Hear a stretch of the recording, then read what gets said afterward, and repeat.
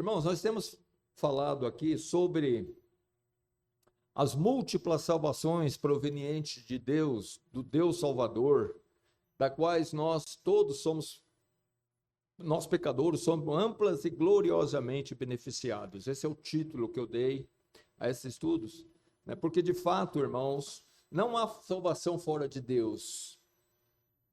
Não há. E todas elas, a manifestação da salvação de Deus, ela é muito ampla. Mas, obviamente, nós falamos aqui agora mesmo, né? Acabamos de falar, né? Deus nos salva dos muitos problemas que envolvem essa vida. Quantos problemas, quantos males existem nessa vida? E Deus vai nos guardando por sua graça, por sua misericórdia, por seu poder. Ele nos guarda. Ai daquele que não atribui a Deus o fato dele estar vivo, o fato dele estar livre de algumas doenças, dos males, dele estar sendo guardado, amparado, protegido, dele estar sendo por Deus estar provendo as necessidades, né, irmãos? Tudo é de Deus e para Deus. Longe de mim e de você ficar nos gabando. Hoje vamos falando de manhã, né, da questão da soberba. Irmãos, longe de nós bater nas costas, como se a força, como se dependesse de nós, como se tivesse em nós qualquer coisa. Obviamente que Deus nos dá o vigor físico, nos dá a sabedoria, tudo, para nós fazermos bom uso dela, de tudo isso, desse corpo. Mas se Deus não aprovar, irmão, se Deus não estiver abençoando ali, nada vai. Nós temos controle sobre as doenças? Quando a gente está dirigindo no trânsito, a gente tem controle sobre o que está acontecendo com o motorista que está do lado? Não tem controle nenhum. É Deus que nos guarda, é Deus que providencia. Toda a glória é de Deus. Nada nosso. A nossa salvação em especial, nós falando de salvação, mas a principal delas é esta salvação que nós mencionamos agora há pouco, irmão, que é nós sermos livres da ira de Deus, livres da condenação eterna, da condenação vindoura. Você sabe que Jesus Cristo vai voltar, perdão. Você tem essa consciência de que esse mundo não vai ficar assim para sempre. Ele vai findar. Essa terra, ela é reservada como um tesouro para o dia do juízo, juízo de Deus. Não vai ser um juízo estipulado pelos homens ou exercido pelos homens. É um juízo que Deus vai exercer sobre toda a humanidade. Mas Deus providenciou em Jesus Cristo salvação. Desde a queda, desde que o pecado veio a este mundo por meio de Adão, e todos nós nos tornamos pecadores juntamente com ele, nós entramos debaixo dessa condenação. Nós já falamos sobre isso. Não há um homem sequer que já nasça salvo, já nasça filho de Deus. Não. Todos nós estamos debaixo da condenação eterna, por natureza, porque pecamos contra Deus. E não somos filhos de Deus por natureza, nós somos feitos filhos de Deus na pessoa e obra de Jesus Cristo. Amém? Feitos filhos de Deus. Feito. Não nasceu pronto, foi feito filho de Deus. Como está lá em João, no primeiro capítulo do Evangelho de João, palavra de Deus. Você tem que ser feito filho de Deus pela fé em Jesus Cristo, senão você não é. Lá no Evangelho de João mesmo, a Bíblia fala que aquele que não está em Cristo, ele é o que de Deus? Filho do quê? Filhos da ira de Deus. João 3,36.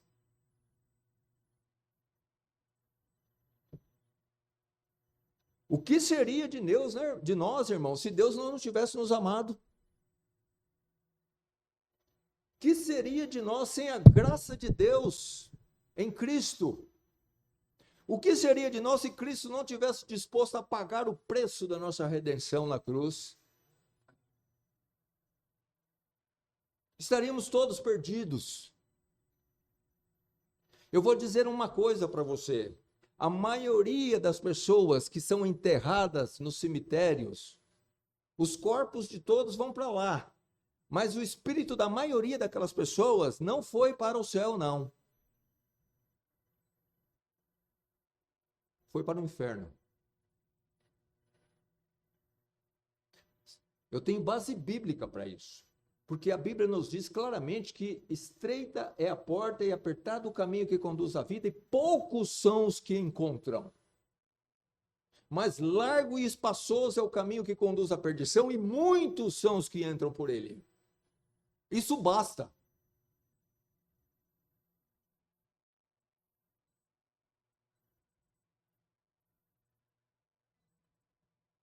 Aliás, só há uma porta para a vida eterna. E só há um caminho. Jesus Cristo, lá em João, no capítulo 14, versículo 6, ele disse a um dos seus discípulos: eu sou o caminho, eu sou a verdade e eu sou a vida, e ninguém vem ao Pai senão por mim. Não é por mim, não é pelo que eu sou, não é por mais ninguém, a não ser por Jesus Cristo. Ele é o caminho. Veja que a Bíblia não fala que Jesus é um dos caminhos. Ele fala que Jesus é o caminho, né? A gente aprende isso na escola, né? É artigo, né, singular, né? O caminho, quer dizer, não tem outro. Não tem outra vida além de Jesus Cristo. Então, você quer ter vida eterna? Você quer ter salvação? Cristo é a vida. Cristo é o caminho. Cristo é aquele que nos conduz a Deus Pai, à salvação, ao céu. Não é a igreja, é Cristo. A igreja te leva a Cristo. O dever da igreja é conduzir o pecador a Jesus Cristo, apresentá-lo à palavra de Deus, à verdade. E a verdade é que todos nós pecamos, destituídos estamos da glória de Deus e precisamos crer no Senhor Jesus Cristo para a nossa salvação. Senão, quando nós encerrar o nosso tempo de vida nesse mundo, depois só resta uma coisa: o juízo.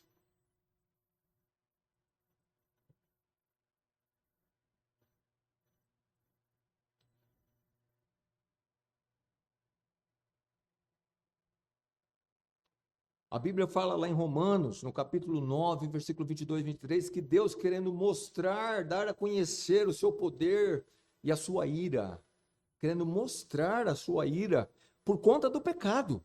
Mas ele suportou os vasos da ira, preparado para a perdição. Veja aqui o termo. Perdição de quem? Perdição dos pecadores. Deus tem ira contra o pecador. Mas ele suportou essa ira. E ele está suportando ainda. Para mostrar, né, para que desse a conhecer as riquezas da sua glória nos vasos de misericórdia, que para a glória já dantes preparou, o quais somos nós, que também chamou, não só dentre os judeus, mas também dentre os gentios. Ou seja, a justiça de Deus, ela requer que o pecador seja julgado e condenado. E a condenação é o inferno eterno. Mas Deus quis mostrar um outro lado. Outros atributos de Deus pediram passagem. Seu grande amor, sua graça. Porque Deus amou o mundo de tal maneira que deu seu Filho unigênito para que todo aquele que nele crê não pereça, mas tenha a vida eterna. Deus amou. Não que ele não vai exercer o juízo e a justiça. Ele vai. No dia que Jesus Cristo voltar, ele não vai voltar mais para ser Salvador. Ele não vai voltar para ser crucificado na cruz. Porque o tempo de salvação é agora. Quando ele voltar, vai ser dia de juízo.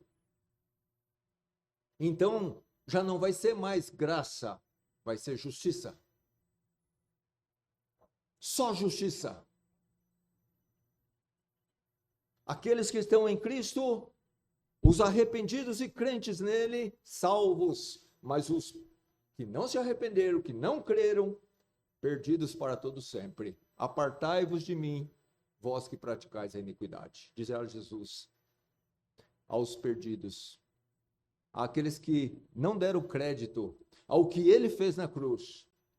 Não procuraram saber por que que Jesus Cristo morreu na cruz. Por que que ele veio a esse mundo, sendo Deus? Lemos hoje lá em Filipenses, ele sempre foi Deus. Por isso que a Bíblia fala naquele versículo que ele não teve por usurpação ser igual a Deus. Não era uma usurpação. Ele é Deus. Ele tão somente deixou a sua reputação, deixou a sua glória para se fazer homem, para que pudesse, como homem, executar a nossa salvação. Aquilo que é justo perante Deus Pai.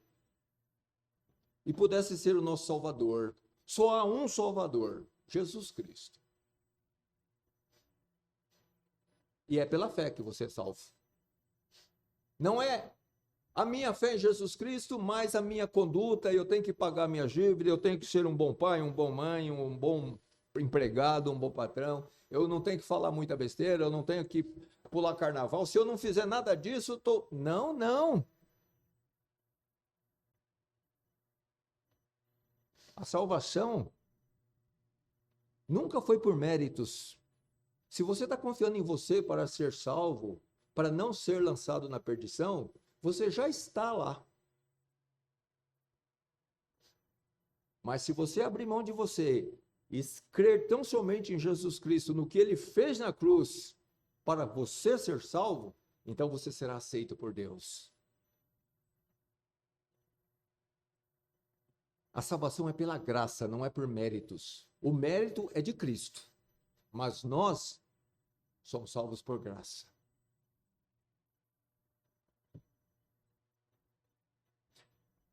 Sem Cristo, essa vida não passa de uma grande viagem para a perdição eterna. E são muitos os que estão embarcados nessa viagem. Eu espero que não seja o seu caso. E se você hoje ainda é o seu caso, você pode desembarcar desse bonde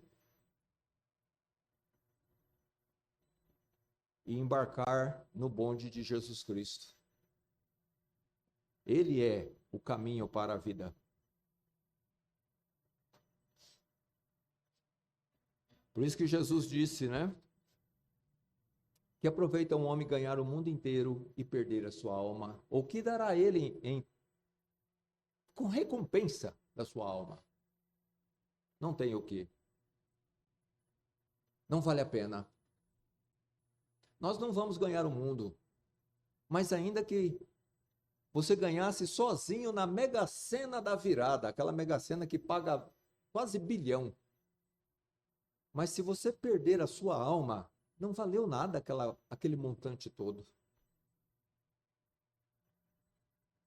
O que é você usufruir de 1 bilhão por 20, 30, 40 anos e depois estar eternamente lançado no fogo eterno? Isso compensa?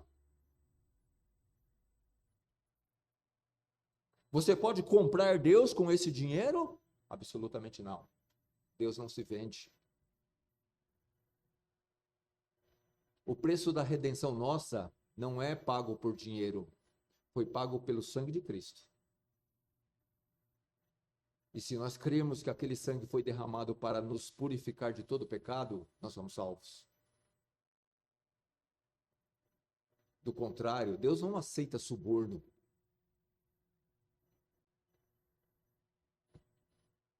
Estaremos condenados.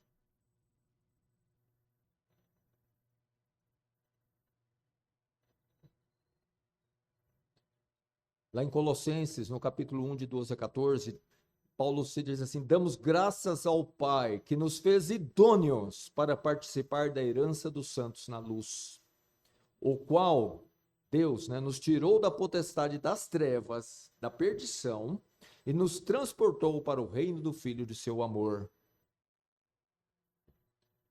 Movimento, né, irmão? Quando você pega esse transporte, você pensa em movimento, né? Na verdade, veja que a obra de Deus, graciosamente, irmão, foi Deus que nos tirou das trevas do pecado e nos transportou para o reino de Jesus Cristo. Ele o fez por meio dessa palavra, por meio do seu Espírito Santo, quando ele tocou em nós, abriu o nosso entendimento, e nós vimos que nós éramos pecadores, e que nós estávamos mesmo a caminho da perdição, e que nós precisávamos de Jesus Cristo, da salvação que há nele, providência de Deus. Por isso que Paulo fala que damos graças ao Pai que nos fez idôneos, ele nos fez idôneos. Veja, nós não somos idôneos por natureza.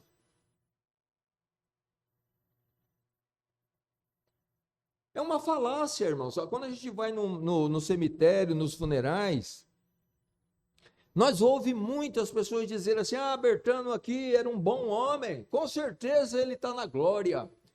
Isso é uma mentira.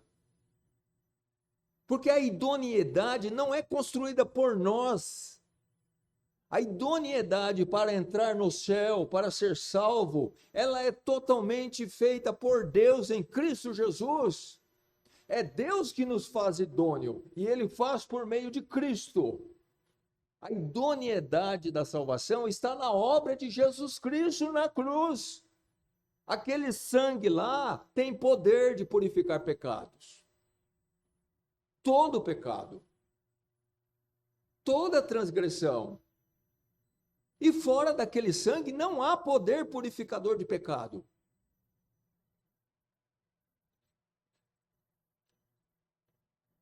Por isso que Paulo pode dizer que Deus nos fez idôneo. Foi Ele que nos transportou, não foi nós que nos transportamos. A gente não pode nem dizer, ah, eu criei. Amém, eu criei mesmo, mas eu criei porque Deus operou a fé no meu coração. Deus operou o arrependimento de pecados. É Ele que fez todo o transporte.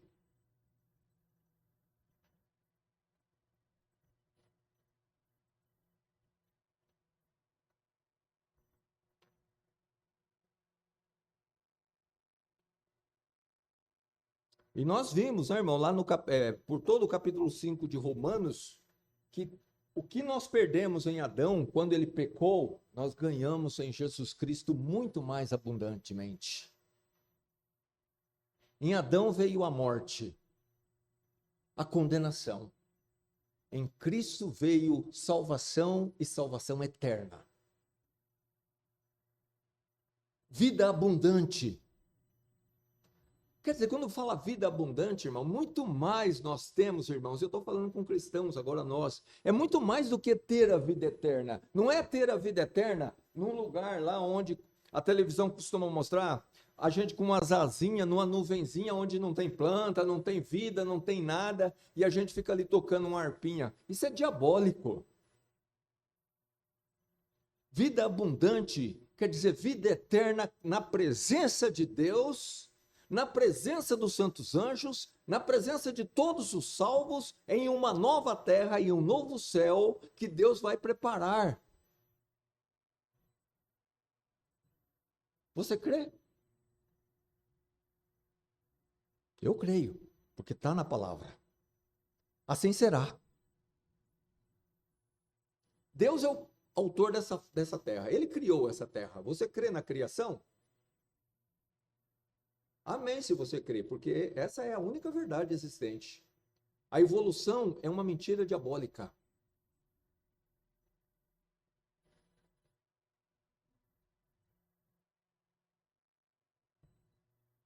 Mas esse mundo foi criado por Deus, mas com prazo de validade. Mas a nova terra não vai ter prazo de validade. Vai ser eterna. Porque nós seremos eternos lá. A morte já não vai existir mais. Tristeza, dor, ficaram para trás, como diz aí um hino, né?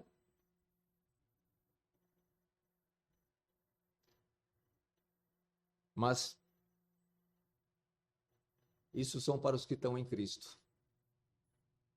Quem tem o Filho tem a vida. Quem tem o Filho tem a vida. João 3,36. Mas quem não tem o Filho nunca verá a vida. Nunca verá a vida. Mas a ira de Deus sobre ele permanece. Por isso que Jesus Cristo, assim como João o Batista, quando eles começaram eles pregar, o que eles diziam, irmãos? Arrependei-vos e crede.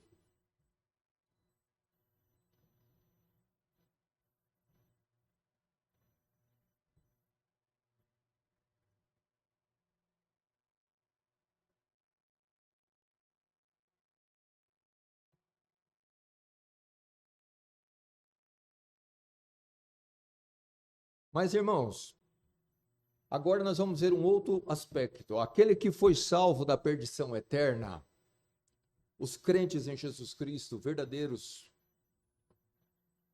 os regenerados do Senhor, os arrependidos dos seus pecados, os convertidos a Jesus Cristo, ele também foi salvo do poder escravizador do pecado. A maior evidência de que uma pessoa realmente é um salvo por Cristo é a transformação que Deus faz no viver dele, a transformação de vida, que só é possível pela graça de Deus, quando a graça de Deus é presente verdadeiramente, quando o Espírito de Deus verdadeiramente opera, habita e opera. Do contrário, não tem mudança de vida.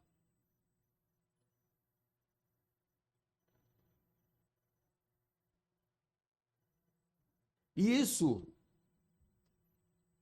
deve ser uma realidade se realmente nós estamos em Cristo. E a outra coisa é que Cristo também, Deus nos salva do poder da ideologia mundanista de vida, a qual é diabólica, satânica, irmãos.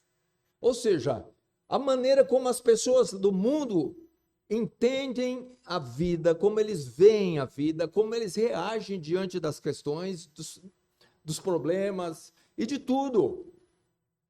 Nós não somos mais compactuantes dessa ideologia de vida. O nosso norte agora não é a psicologia do mundo, é a palavra de Deus.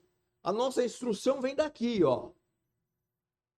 A prova, uma das provas de que realmente nós estamos em Cristo, é que de fato nós abolimos a maneira de viver mundanista.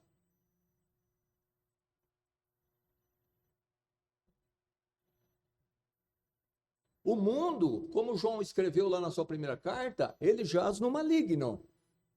Ora, não precisa muito para saber que o mundo jaz no maligno.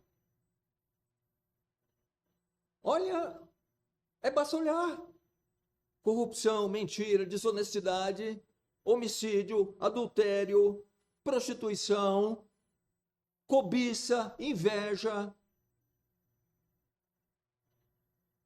Precisa de mais? Esse é o mundo sem Cristo, dominado pelo pecado, à mercê do pecado. Mas nós somos de Deus. E uma pessoa que verdadeiramente é de Deus, ele já não é mais compactuante desse poder mundanista. Ele não só não pratica, como também não concorda.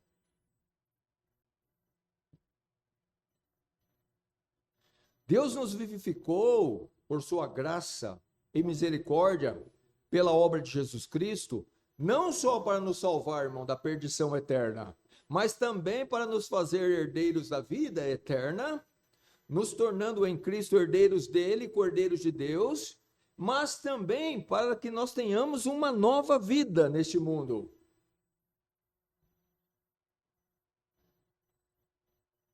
Se alguém está em Cristo, nova criatura é. As coisas velhas já passaram. Porque Deus fez ele uma pessoa nova. Não foi ele que se fez. É Deus quem faz. É Deus quem opera a santificação. Muita gente, eu já ouvi muitas vezes a pessoa falar assim, que ele se acha indigno, né, de uma igreja, então ele fala, eu vou ser melhor, depois eu vou para a igreja. Você nunca vai ser melhor. Sabe por quê? Porque quem nos fez melhor não foi nós mesmos, é Deus. É Deus quem opera o querer e o efetuar. É Ele quem livra-nos do poder do pecado. É Ele quem nos faz pessoas mais santas na presença dEle, com capacidade de repudiar o pecado, de rejeitar e amarmos o que é justo, o que é santo, o que é puro, o que é de boa fama. Se alguém está em Cristo, isso tudo é uma realidade na vida dele. E é uma prova de que verdadeiramente ele é um salvo por Cristo.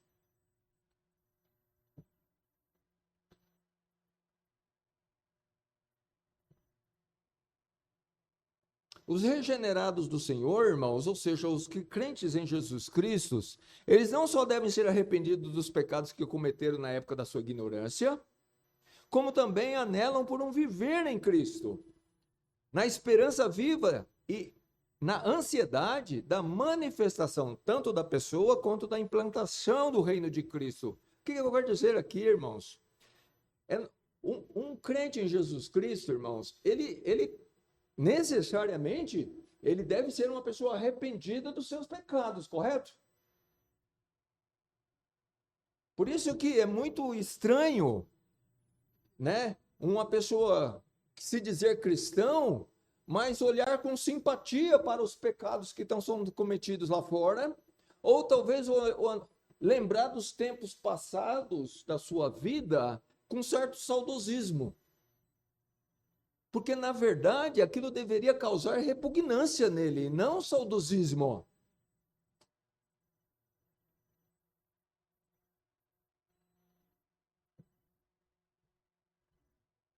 Quando Deus opera, ele opera de dentro para fora. A regeneração muda nós interiormente, primeiramente. Há uma promoção de santificação interior que se exterioriza posteriormente. Começa de dentro para fora. Mudança de mente. O que antes eu aplaudia, agora eu repugno. Eu não quero mais. Eu não quero mais ser desonesto. Eu não vou ser mais desonesto. Eu não vou ser mais um mentiroso. Por quê? Porque agora eu amo o que é justo, o que é santo, aquilo que Deus ama. Eu amo o que Deus ama. Eu quero o que Deus quer.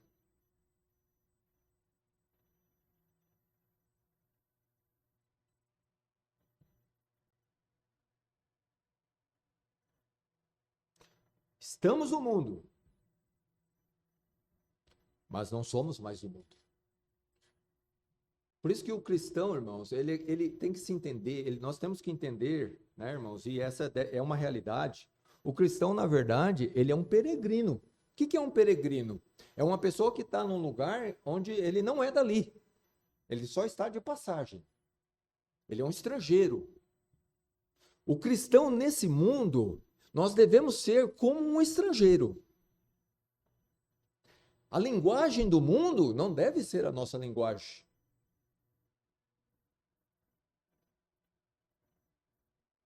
A cultura do mundo não deve ser a nossa cultura. Porque nós não somos daqui. Nós não somos semelhantes. Nós estamos no mundo, mas nós não somos do mundo.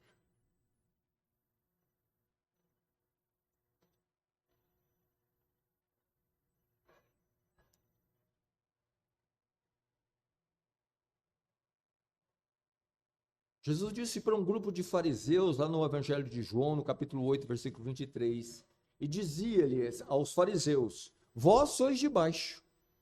Eu, Cristo falando dele mesmo, eu sou de cima. Vós sois desse mundo. Eu não sou desse mundo. Esse mundo jaz no maligno. O cristão, assim como nosso Senhor e Salvador Jesus Cristo, irmãos, nós também não somos de baixo. Mas nós éramos. Mas agora em Cristo, não mais. Assim como Cristo é de cima, nós também somos de cima. Nós não somos parte de um mundo maligno. Quem é de baixo, aprova o que é de baixo. Quem é desse mundo, aprova as obras do mundo. Jesus está falando aqui com os fariseus, é interessante, né, irmãos? Que esse grupo era um grupo de religiosos falsos. Quando fala religioso falso, quer dizer uma pessoa que se diz ser o que ele não é. Eles não eram cristãos, esse povo. Jesus, mais na frente aqui, nós não vamos ler, mas Jesus claramente chega para ele e fala: vosso pai é o diabo.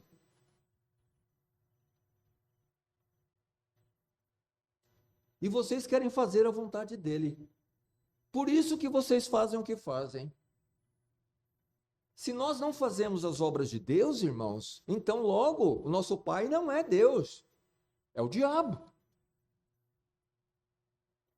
Porque quem é de Deus faz as obras de Deus.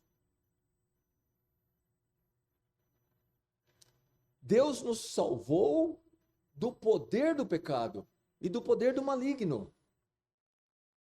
Quem está em Cristo faz as obras de Cristo. Anda como Cristo. Pensa como Cristo. Anela por Cristo. E lá em João, no capítulo 15, versículo 19, Jesus fala, falando agora para os seus discípulos, né, aqueles que são verdadeiramente cristãos. Se vós fosseis do mundo, o mundo amaria o que era seu. Mas porque não sois do mundo, antes eu vos escolhi do mundo, por isso que o mundo vos odeia. Não é, irmão, anormal o cristão não ser benquisto pelo mundo. Quando eu falo do mundo, eu estou falando das pessoas ímpias. Por quê? Não há compactuação de pensamentos, irmão, de intenções, de propósito. Não há. Nós seguimos a Cristo. Cristo nos tirou do mundo. Veja que Jesus fala muito bem aqui, ó. Nós não, se fosseis do mundo, quer dizer, passado, não somos mais. Não é natural, irmãos. De fato, nós estaremos em falha em algum aspecto do nosso cristianismo, se de fato o nosso viver está muito em paz com o mundo. Nós não fomos chamados por Deus para ter paz com o mundo. Nós fomos chamados por Deus para ter paz com Ele. E inimizade com o mundo.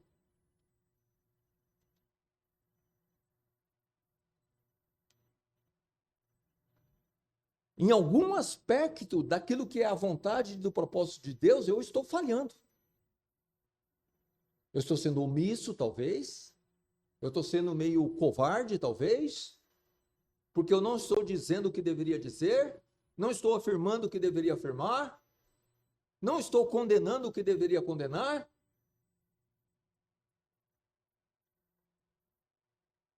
E então, eu tenho paz com o mundo.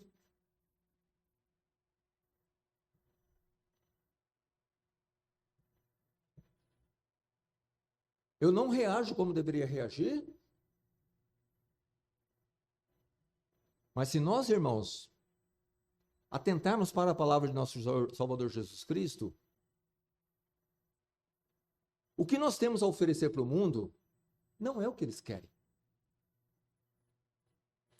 O mundo não quer a gente condenando eles porque eles estão mentindo.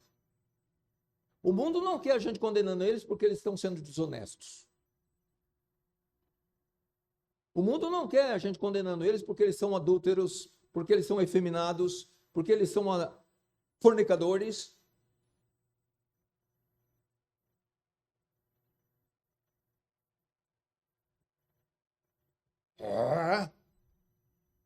Como ousa?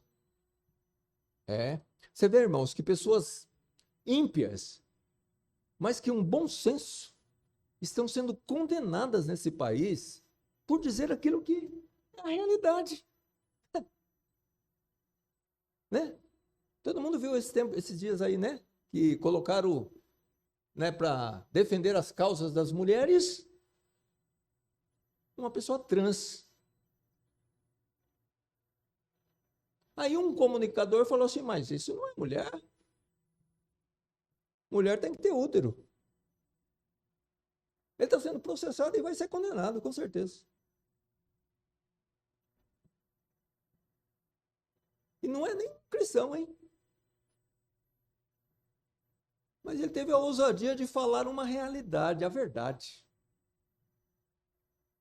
E nós, irmãos, é por isso que Jesus falou aqui que o mundo não vai amar, não vai gostar do que é nosso, do que nós temos a oferecer. Porque o que nós temos a oferecer é aquilo que João Batista ofereceu para Herodes. Falou, olha, não é lícito você possuir a esposa do seu irmão. Isso é adultério.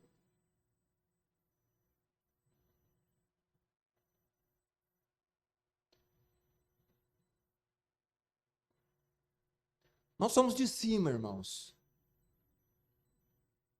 E aquele que é de cima não compactua com o mundo. Jesus Cristo não foi aceito pelo mundo. Por isso que ele disse, assim como me perseguiram a mim, vão perseguir vocês também. Porque, na verdade, nós temos semelhança com o nosso Salvador.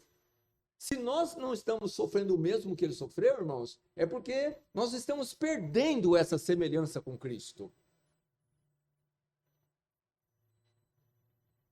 Estamos nos distanciando dos seus passos. Estamos sendo omissos como cristãos.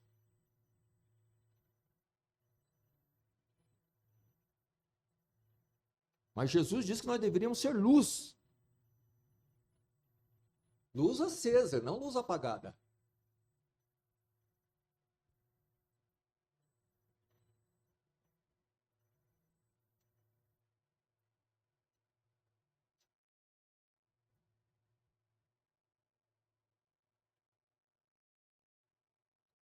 Paulo, quando escreveu aos Filipenses, no capítulo 3, no versículo 13, ele diz assim, irmãos, quanto a mim não julgo que haja alcançado, mas uma coisa faço, e é que esquecendo-me das coisas que atrás ficam e avançando para as que estão diante de mim, prossigo para o alvo, pelo prêmio da soberana vocação de Deus em Cristo Jesus.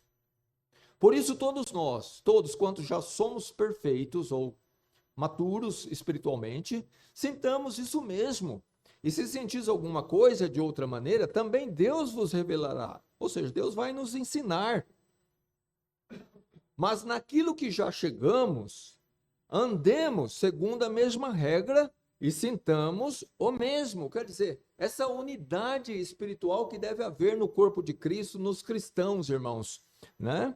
Nós devemos vamos seguir o exemplo de Paulo.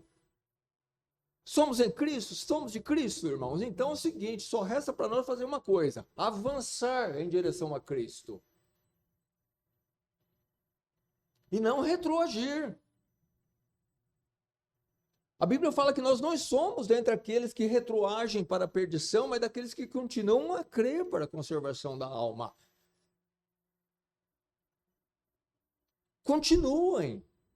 Continuemos a mostrar que nós somos de Cristo. Demos provas evidentes para aqueles que nos cercam de que verdadeiramente nós somos de Cristo. E que quem está em Cristo, nova criatura é. Que a esperança nossa não é a esperança do mundo.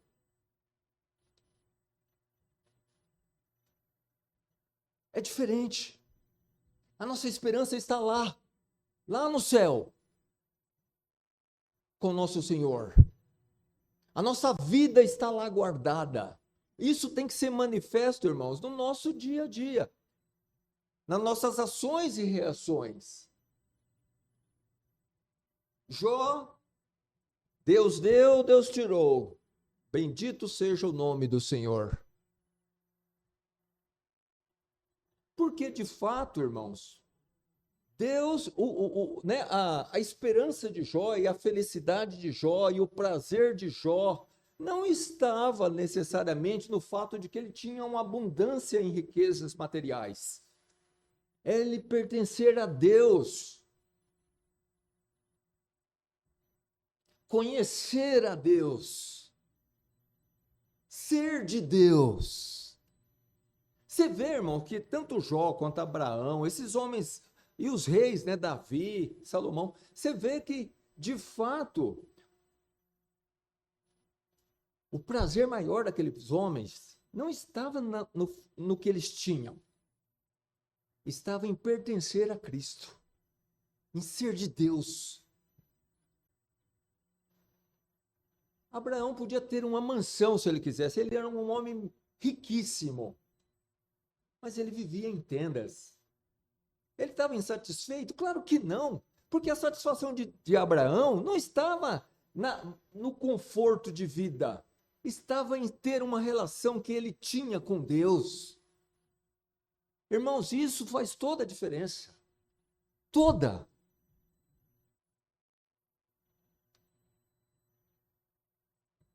Pertencer a Cristo. Ser de Cristo. Por isso que esse mesmo apóstolo Paulo, né, ele disse numa carta da sua, né? Olha, eu sei ter abundância e sei passar necessidade, sei estar coberto, sei passar frio.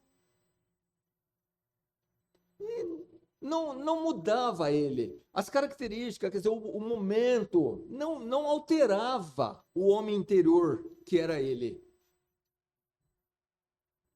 Porque, de fato, quem ele era interiormente estava firmado em Jesus Cristo, em ser conhecido de Cristo, em ter a vida de Cristo, em estar indo para Cristo, em ter a coroa da justiça guardada por Cristo. E não se ele estava passando fome ou tendo abundância de comida, se ele estava bem abrigado ou se ele estava passando frio. Para ele o importante, irmãos, era cumprir com alegria a carreira que Jesus Cristo lhe deu. De não ser confundido, de não voltar ao mundanismo.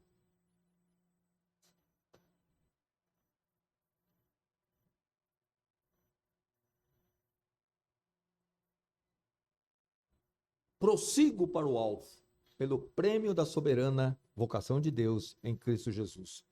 Irmãos, somos de Cristo, então essa deve ser a nossa vida. Mas tem um alvo, quer dizer, nós estamos aqui, o alvo está lá, o alvo é Cristo, e nós estamos indo em direção a esse alvo.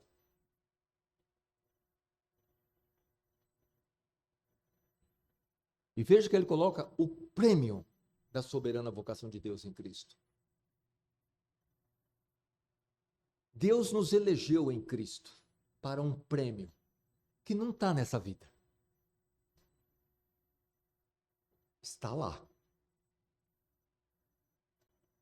Nessa mesma carta, Paulo fala, quando Cristo, que é a nossa vida, se manifestar, então nos manifestaremos com Ele em glória. Irmãos, essa não deve ser só a mentalidade do apóstolo Paulo, não só da mentalidade dos cristãos em torno do mundo. Deve ser a nossa, porque somos tal qual eles. Cremos no mesmo Senhor, estamos indo para o mesmo lugar, teremos o mesmo Deus compensador e recompensador. O Deus deles é o nosso Deus. O Senhor deles é o nosso. Nós também fomos eleitos por Cristo, por Deus, para esse prêmio.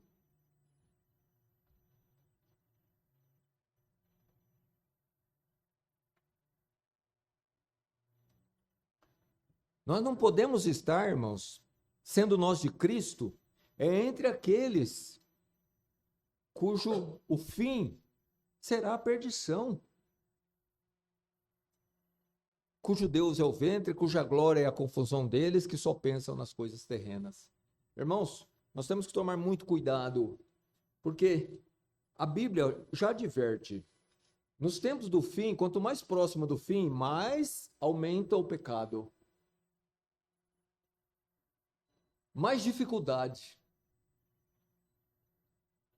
Estamos muito mais sujeitos ao pecado hoje do que era há 3.000 anos, 4.000 anos atrás. 2.000 anos atrás, quando foi escrito essas palavras. Hoje o pecado está aqui, ó, na nossa frente, na nossa mão, em todo lugar, na televisão, no celular.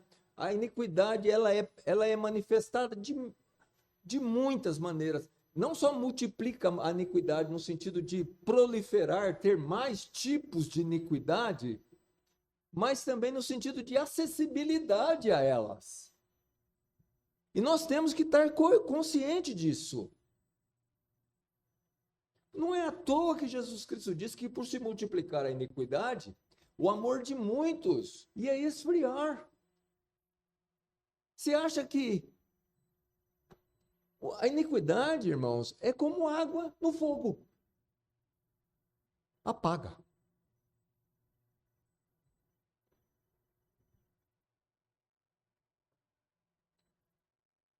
E nós temos que ter consciência do que é iniquidade. Aquele hino que nós cantamos no começo, sonda-me, ó Deus, né? Pois és meu coração. Ali fala de pecados ocultos. Esse é baseado nos Salmos.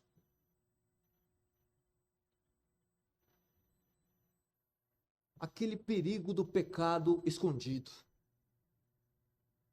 Ou até mesmo daquele pecado que nós não temos consciência de que estamos cometendo ele. Mas pior mesmo, irmãos, é o pecado consciente, porém oculto, não confessado. O irmão falou hoje de manhã aqui, né? De nós nos colocarmos por trás de uma carapuça, de uma carcaça forjada, que não retrata o verdadeiro interior.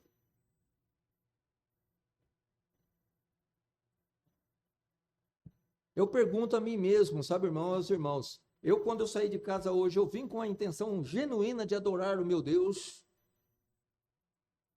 Eu vim alegre pelo caminho, jubiloso, porque eu estava indo para um lugar de adoração a Jesus Cristo. Eu não vi a hora de chegar. Eu tomei todos os cuidados para não me atrasar.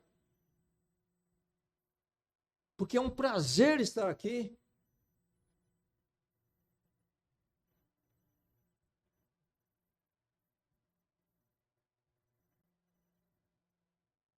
Porque é onde meu Deus está.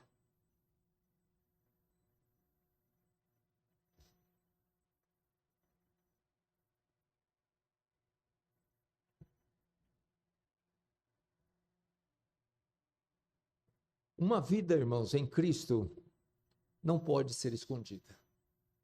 As manifestações vão desde alegria. Alegrei-me, como disseram, vamos à casa do Senhor. Alegria. Davi saltava com todas as suas forças diante da arca do Senhor. Alegria verdadeira, alegria em Deus. Alegria na salvação. Alegria no perdão. Alegria na esperança. Alegria em Cristo, nosso Salvador. E ela se manifesta no repúdio ao mundo. No repúdio ao pecado. Numa determinação de querer ser a qualquer preço semelhante a Jesus Cristo.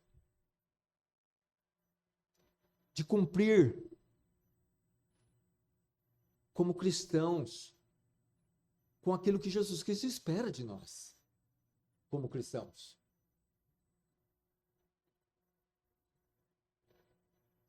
Que nós aborreçamos o mal e nos apegamos ao bem.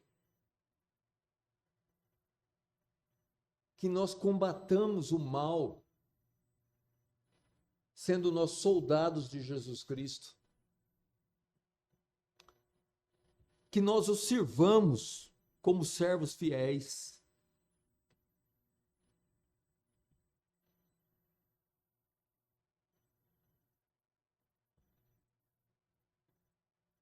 Lá em Hebreus, no capítulo 10, no versículo 23, diz assim: retenhamos firmes a confissão da nossa esperança, porque fiel é o que prometeu. E no versículo 24 diz: e consideremos-nos uns aos outros, para nos estimularmos ao amor e às boas obras. Não deixando a mútua congregação, como é costume de alguns, antes admoestando uns aos outros, tanto mais quando vedes que vai se aproximando aquele dia. O dia de Jesus Cristo, o dia da volta, né? Então, irmãos, é importante, veja, o caminho do cristão é reter firme, faz parte, reter firme a confissão da nossa esperança. Nós confessamos que nós temos uma esperança em Cristo. Então, vamos reter essa confissão. Ora, se a Bíblia fala que nós devemos reter, é porque então ela pode escapar. Senão não teria lógica. Advertência. Retenhamos firmes a esperança da nossa vocação. Retenhamos firme a confissão da nossa esperança. Porque no que diz respeito a Deus, Ele é fiel no que prometeu. E veja, irmãos, que nós devemos, inclusive, diz aqui, nos ajudar uns aos outros. Nos estimular, considerar uns aos outros e nos estimularmos ao amor e às boas obras. O estímulo é bíblico. Um incentivo ao irmão é bíblico, é o que Deus quer. Triste é quando um irmão chega para me estimular e eu não aceito. Eu desconfio dele. Olha, irmãos, eu vou dizer uma coisa. Como o pecado é terrível. Um irmão chega na maior das boas intenções e a gente acha que ele está sendo sagaz, que ele está sendo astuto, que ele está sendo mal intencionado. A gente julga sem saber.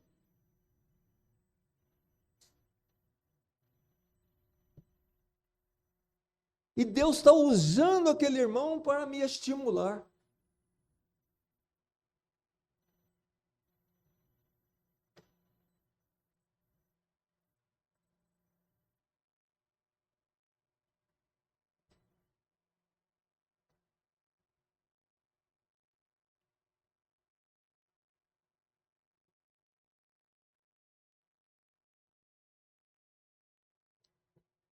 Não é natural do cristianismo, irmão, verdadeiro, nos opormos ao que a Bíblia ensina, ao que deve ser. É natural nós nos sujeitarmos prazerosamente, darmos ouvido. É assim que eu devo ser, é assim que eu devo me comportar, é assim que eu devo agir e reagir. É assim que Deus quer, é assim que o Espírito Santo está me impulsionando a ser.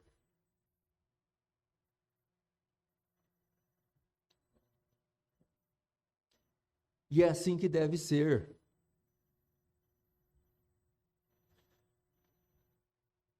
Se nós temos a graça de Deus operando em nós, irmãos, somos de Cristo, então essas realidades devem fazer parte da nossa vida.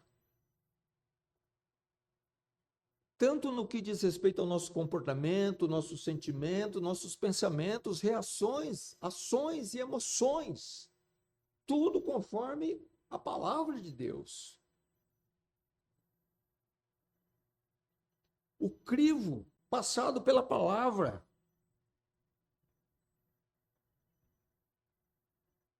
Mas se de fato, irmãos, Uma pessoa diz que está em Cristo, que creu em Cristo,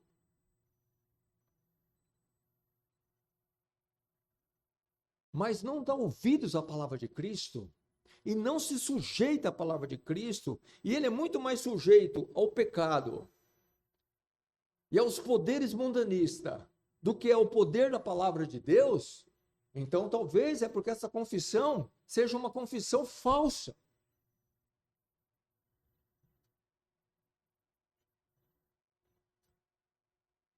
Uma vez eu ouvi numa pregação de Spurgeon, né, e ele falou uma coisa que a gente não esquece algumas coisas, né, algumas marcas, né?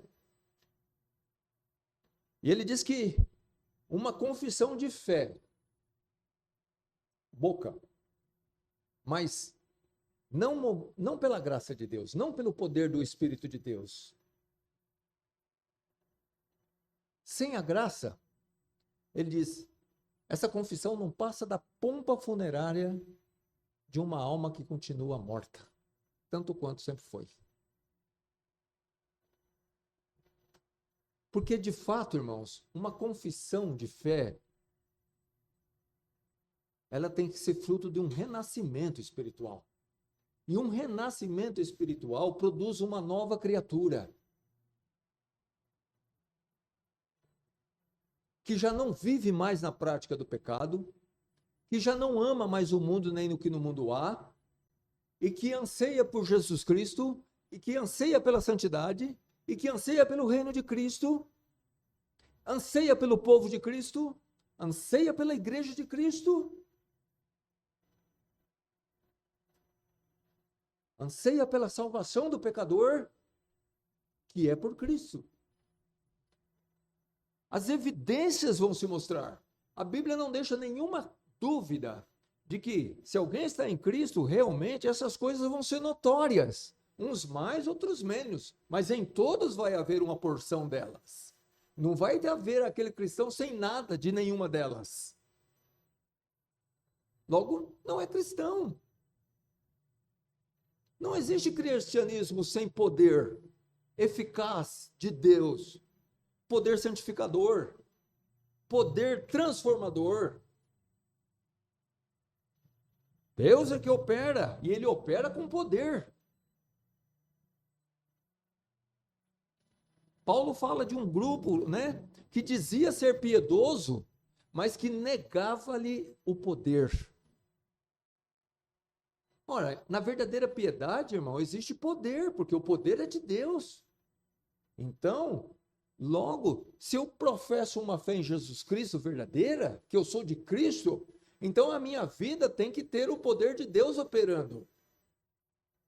E esse poder vai me levar à obediência à palavra de Deus, a um viver conforme o que está aqui. Eu vou ter prazer nessa transformação. Não é que eu estou doido para olhar para trás e voltar. Não é que eu venho para a igreja com tristeza e quando eu saio que vou lá para o mundão, aí meu sorriso vai de orelha a orelha. É triste, né, irmãos? Mas a verdade é que às vezes eu fico pensando, como eu posso ter mais prazer numa conversa aleatória sobre qualquer outra coisa, futebol, trabalho, conversas.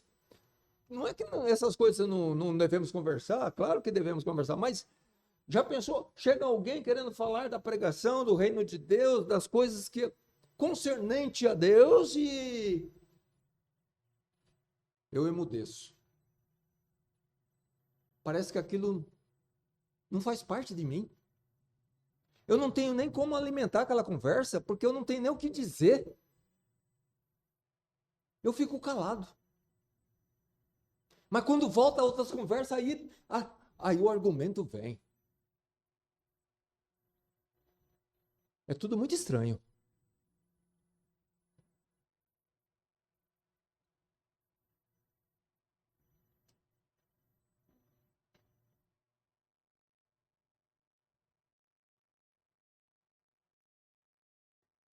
Mas sabe por quê, irmãos? Encerrando. Porque, de fato, Nós só somos o que somos se a graça de Deus realmente está em nós. Se o poder de Deus realmente opera em nós. Se o Espírito de Cristo verdadeiramente está em nós. Porque como está lá em Romanos, no capítulo 8, aquele poderoso capítulo 8 de Romanos, que diz, começa assim, nenhuma condenação há para os que estão em Cristo Jesus. Amém. Mas logo em seguida, vem uma coisa muito importante.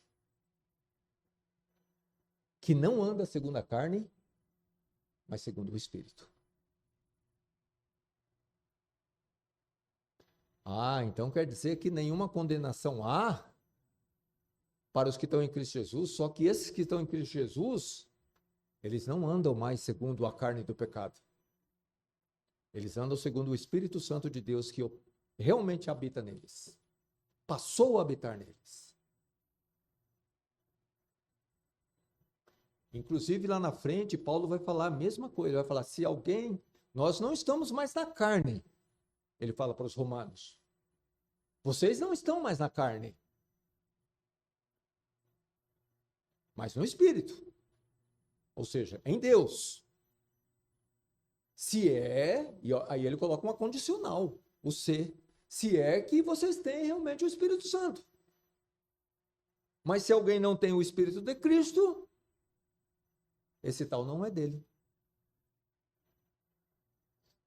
Então, veja que é cabal, né, irmãos?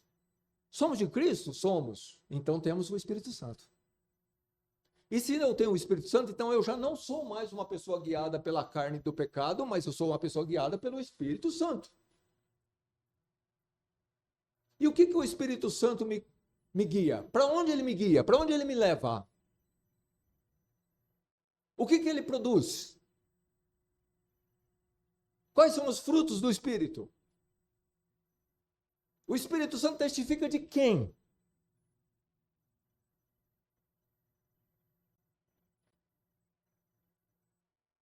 Como ele trabalha na minha mente? Como ele trabalha no meu coração? O que ele produz? O que é o produto? A soma?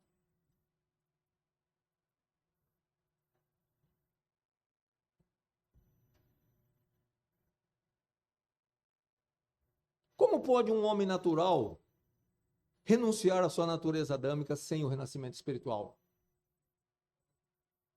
Não tem como. Ele pode andar com a Bíblia, ele pode ter sido batizado, se vestir como crente, ser membro da igreja. Mas se ele não renasceu espiritualmente, irmãos, ele não tem poder contra o pecado.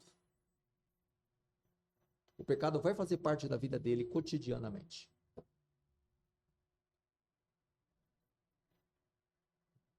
Porque ele não tem poder em si mesmo. E se o Espírito de Cristo não está nele, ele é da carne, não é de Cristo.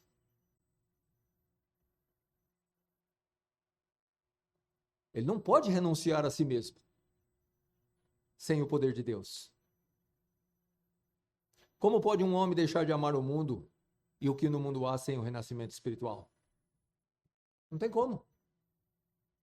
Ele vai querer o que o povo quer. As mesmas coisas, é os desejos dele.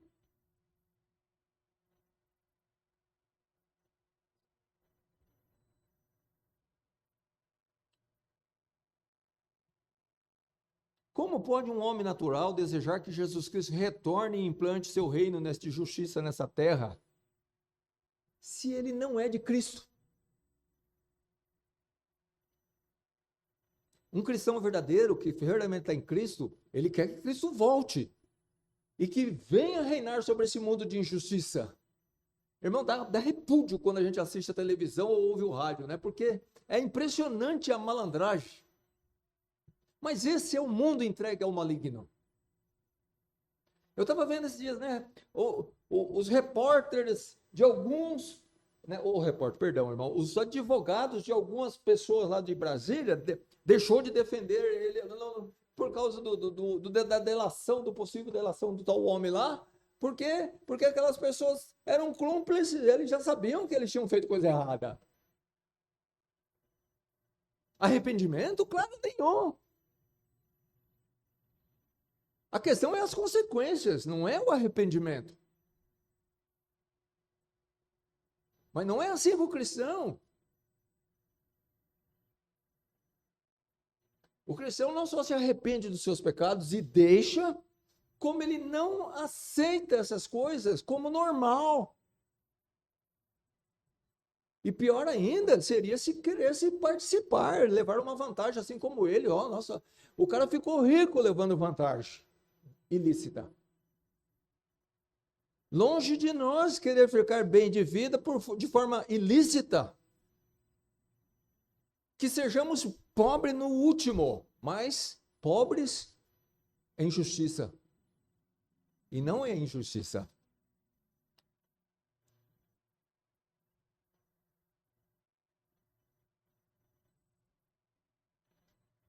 Como pode uma pessoa natural amar a Deus tal qual Deus é, sem o renascimento espiritual? Não tem como. Deus é santo e justo.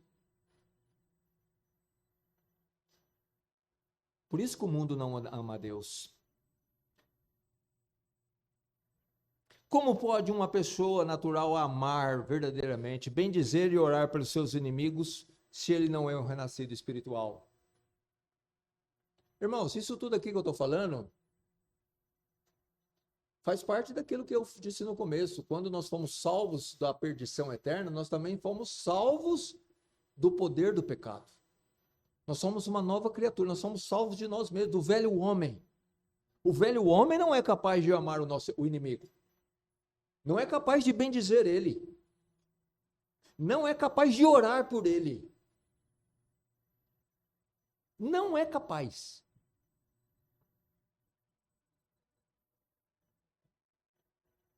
Quando às vezes a pessoa fala, que Deus pague, mas ele fala isso com espírito de vingança.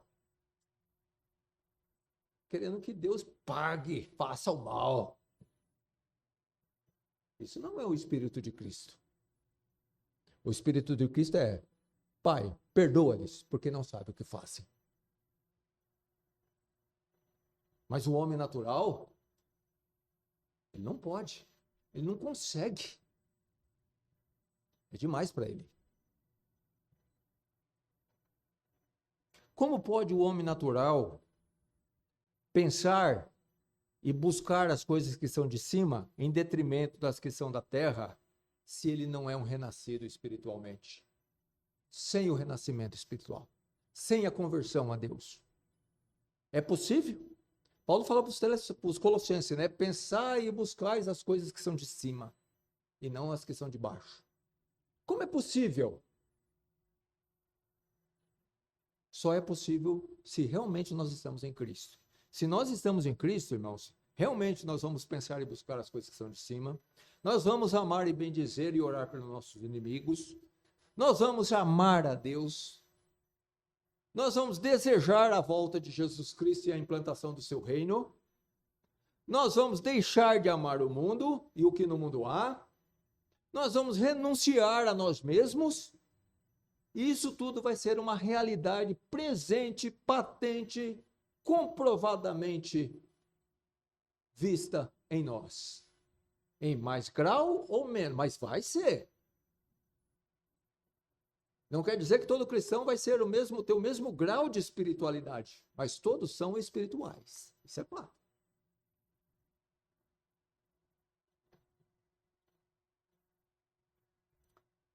Paulo,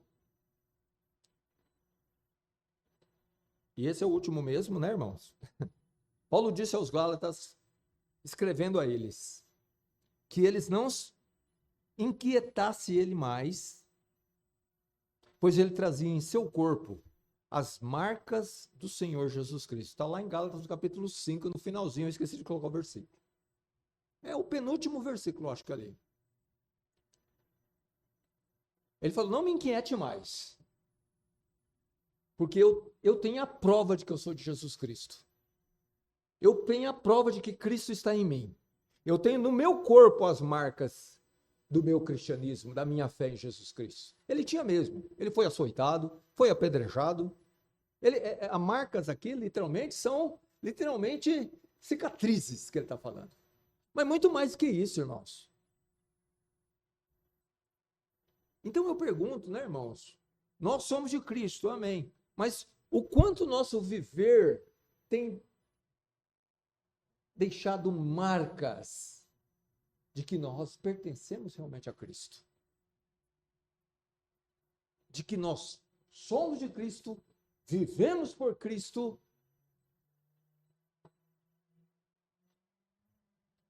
O nosso viver, nós não vamos ter marca no nosso corpo porque nós não somos perseguidos. E talvez não somos perseguidos porque, de fato, nós não vivemos piamente o Senhor Jesus Cristo, em Cristo. Isso é um fato. Ninguém aqui pode negar isso. Eu quero dizer, quem aqui pode dizer, eu vivo piamente no Senhor Jesus Cristo, meu dia a dia?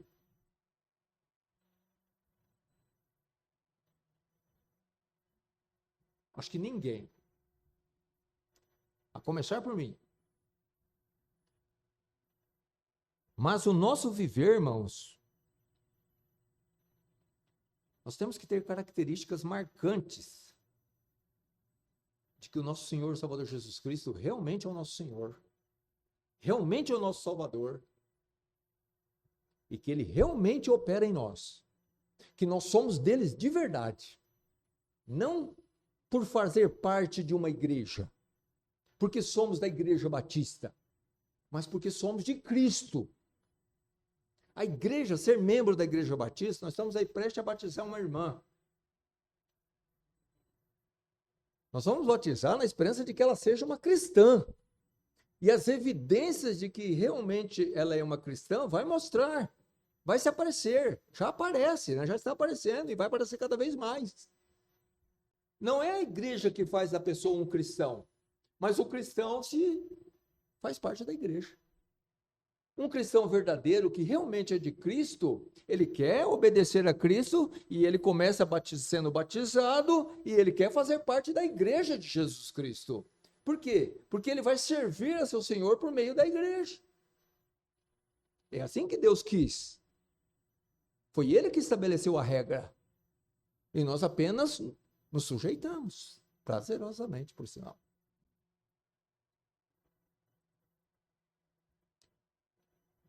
Mas a verdadeira marca do cristianismo, irmão, não é ser membro da igreja. Ela se mostra no nosso dia a dia. Ela se mostra na transformação de vida. Ela se mostra na transformação dos nossos pensamentos, dos nossos sentimentos, e que redunda nas nossas ações. A nossa alegria em Cristo. Nosso prazer no Senhor. O nosso prazer em comunicar de Cristo, de viver Cristo, de estar com a igreja de Cristo.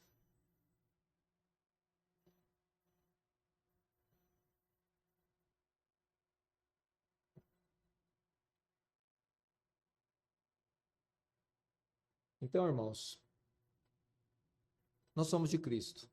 Amém? Nós somos de Cristo? Então,